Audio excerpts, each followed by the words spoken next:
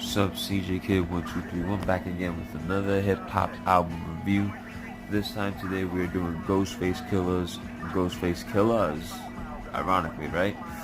Now, Ghostface is basically known for being one of not only the most consistent member of Wu-Tang Clan, but probably has one of the most consistent discographies in hip hop history as a whole, or at least top 10 consistent hip hop discographies. You see what I'm saying?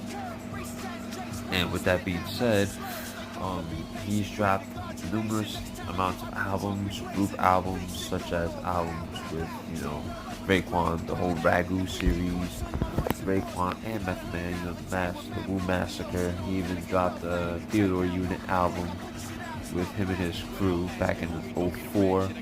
He also did a collaboration with a fellow Wu-Tang Clan member, Inspector Deck, and 7Ls in Czarface meets Ghostface earlier this year. So, he actually had an album that came out this year, earlier in the year. And this is essentially, if I had to guess, okay, let me give me a minute to count right here. So you have Iron Man, Supreme Clientele, Bulletproof Wallets. He has Pretty Tony album, Fish Scale, More Fish, Big Doe Rehab, Ghost Didi. He has that one album where it has a purple notepad. I forget what that damn album is called. Then he has 12 Years to Die 1 and 2. Then he has, I think, 13 something seasons. And then he has an album with Sour Soul. And, or is it Sour Good or something like that.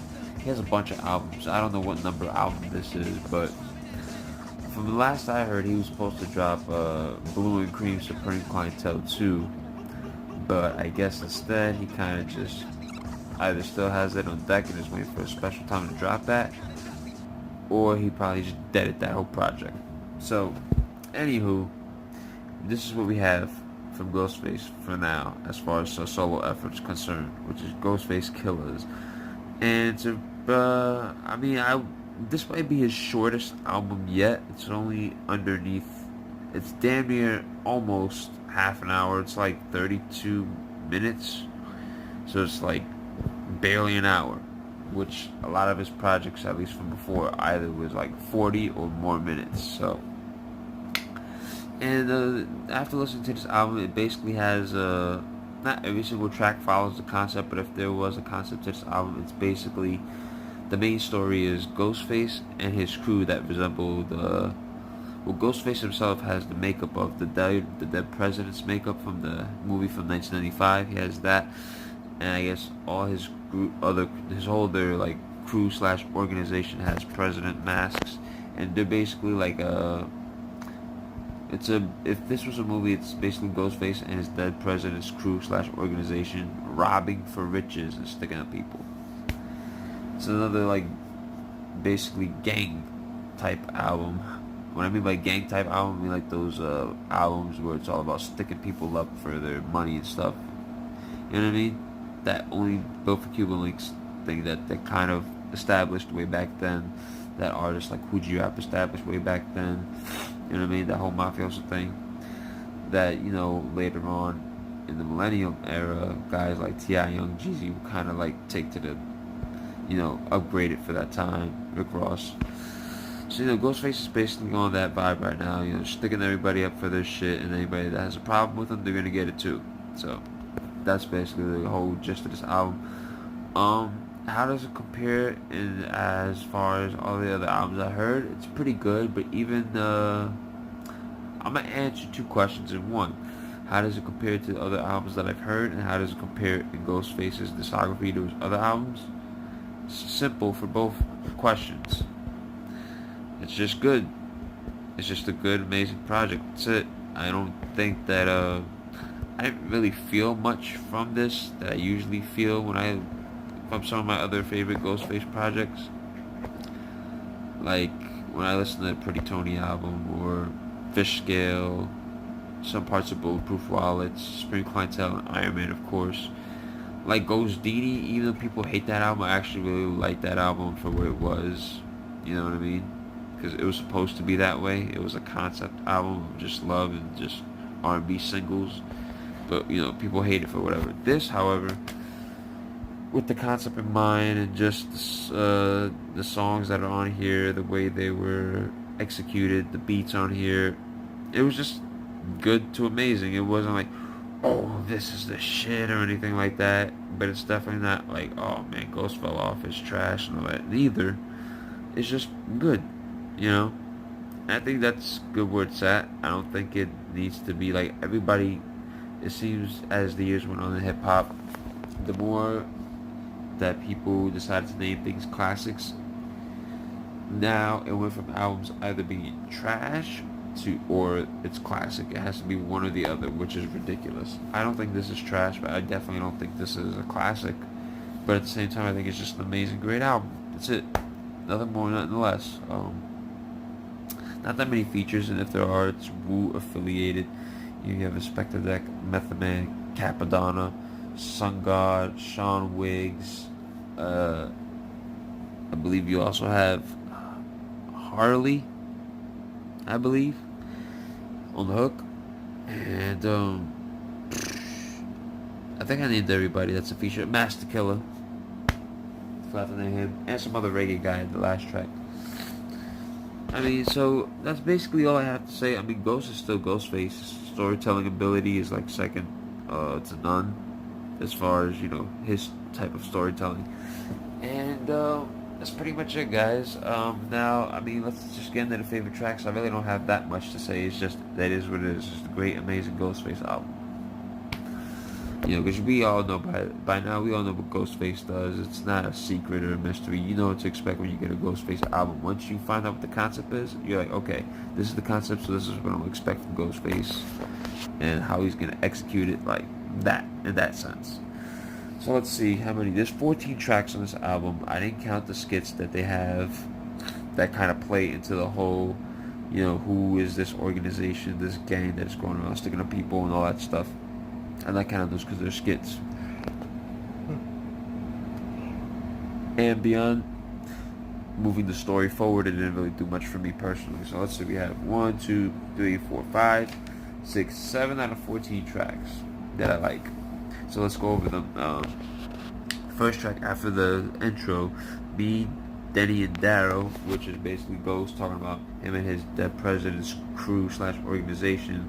Basically stick up this and kidnap this nerdy big mouth who essentially has been talking junk before this event occurs, and they catch him outside a Subway eating pizza, and they stick him up, and they kind of just strip him naked, tie his mouth up with duct tape, and throw him in the trunk, and proceed to do what they will with him as they drive off.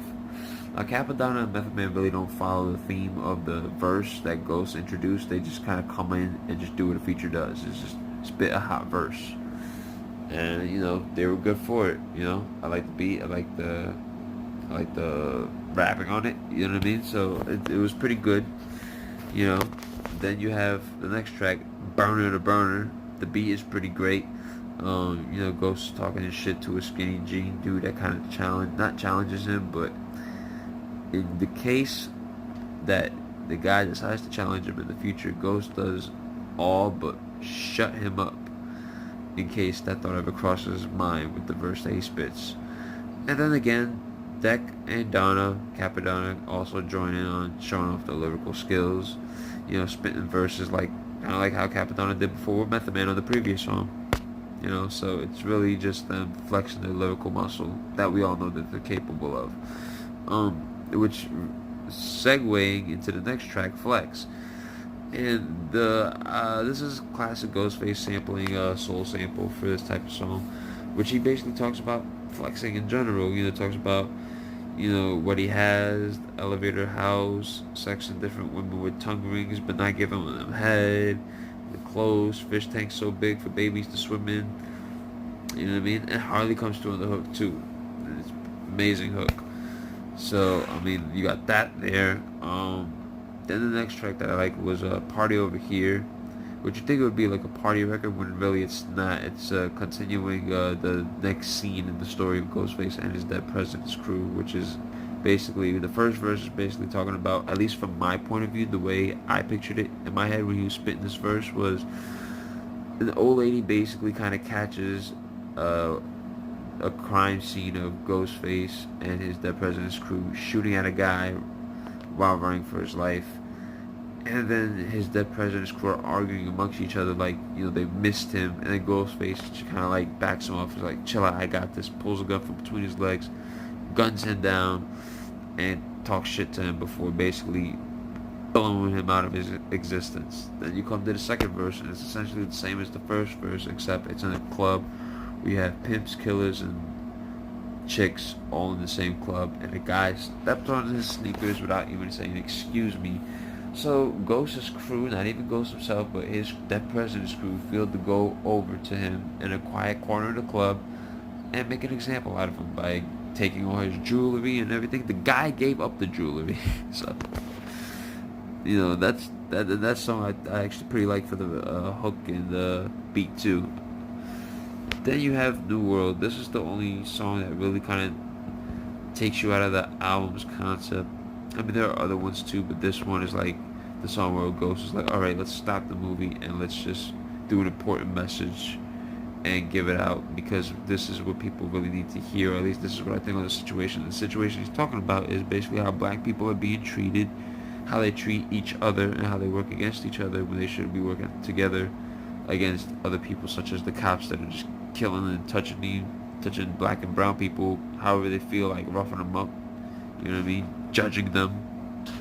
He talks about how black people need to be stronger, and how these kids need to be raised up to basically stand with and up for each other, not against each other. Stop letting cops kill black and brown people, and stop being brainwashed by all these basically electronic tools that kids are like have in front of their face all day, like iPads, iPhones.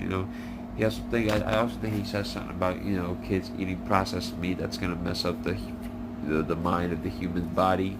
Eating something that's processed and not natural. Ghost has always been on that. So, anywho, next week, another favorite track I have is Waffles and Ice Cream, which is basically Ice Cream Part 2 from Only Built for Cuban Links, except Raekwon isn't on this song, which he's greatly missed. But, Ghostface and Capadonna hold it down without Raekwon there. I actually like the smoothness of this beat. It's basically a big mirror difference from what we had in the original one from the now legendary LP Only Built for Cuban Links. The way that RZA hooked up that beat was whew. But this is a very, very beautiful opposite to that, I guess. Very smooth, very laid back, and I like how they incorporate Method Man's vocals from.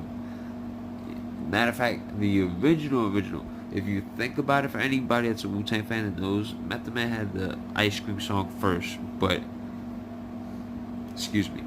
it was done differently. Like when Method Man says, "Ma, throw down the money, the ice cream man's coming," like that's part of a song that he had that I think was called Ice Cream. You can find it on the J Love mixtape, I think. But essentially, or it might be on YouTube. Method Man had that first. Then when they went to do the one that's now famous on Only Built for Cuban Links, they took his verse from the beginning of that original song and incorporated it, and they kind of replay that throw down some money part, and then they bring that same hook back here and sprinkle throughout the verses is when they kind of let the sample play out. But if you think about it, then that means that the Ice Cream that's on Only Built for Cuban Links is Part 2, and Waffles and Ice Cream is Ice Cream Part 3. Right? I don't know, I'm just saying. And finally, my favorite track on this album, possibly, and the last favorite track that I have on this album is The Chase. It's basically Ghost and his dead president's crew, which Sun God, his son, is a part of in the story. Basically, they got the drop on them from the cops, and so they need to get into a highway speed chase with the cops and try to escape with what they've acquired throughout the album, from sticking to people and collecting all the collected money that they did from selling the drugs that they need to on the street. They basically have to escape now and make sure they get away from the cops after the cops finally got the drop on them. So they have a highway speed chase. You know what I mean? Then they end up, I guess, busting the car down, and they run away on foot. And the beat is so appropriate for the subject matter. Like it really does feel like you're watching like like I don't know, some like 21 Jump Street, Starsky and Hutch like chase scene or something like that. You know what I mean?